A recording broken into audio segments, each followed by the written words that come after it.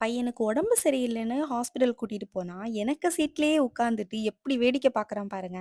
6 மந்த்ஸ்க்கு அப்புறம் நாங்க மீட் பண்றோம். நான் கார்ல ஏறுன உடனே டைரக்ட்டா என் மேல ஒரு ஜம்பு விட்டான் பாருங்க.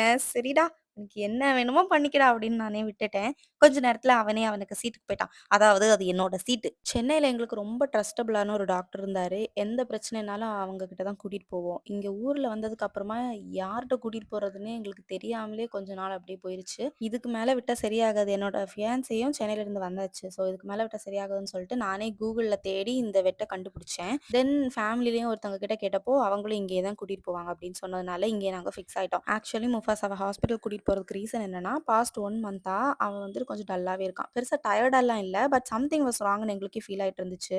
டாக்டர் செக் பண்ணிட்டு தேங்க்ஃபுல்லி சீரியஸா எதுவும் இல்லன்னு சொன்னாங்க. ஆக்சுவலி வார்ம்ஸ் ப்ராப்ளம் தான். முஃபாசா என்னோட இன்லாஸ் வீட்ல இருக்கான். ஸோ லாஸ்ட் டைம் நாங்க எப்போ டிவார்மிங் டேப்லெட் குடுத்தோங்கிறதே மறந்துட்டோம். பார்த்தா அது வந்துட்டு 1 மந்த் தாண்டிருச்சு. அதனால தான் அவன் இப்படி கொஞ்சம் அன்கம்ஃபர்டபுளா இருந்திருக்கான். அவனுக்கு ஃபீவர் இருந்துச்சு. அதனால இன்ஜெக்ஷன்லாம் போட்டாங்க. தென் மெடிசின் குடுத்தாங்க. இப்போ முஃபாசா பெட்டரா இருக்கான்.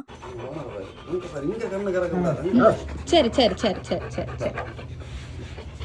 ஹாஸ்பிட்டலுக்கு போன ரீசன் சீரியஸா இருக்குமோன்னு ரொம்ப பயந்தோம். But thankfully Mufasa okay. Injection போட்டனால ஏதோ லவ் பண்ண பொண்ணு விட்டுட்டு போன மாரி உட்காந்துட்டு இருக்கான் பாருங்க. இப்படி ஃப்ரெண்ட் சீட்ல உட்காந்துட்டு இருந்தேனா, அவனால இப்போ பின்னாடி சீட்ல உட்காந்துட்டு இருக்கேன்.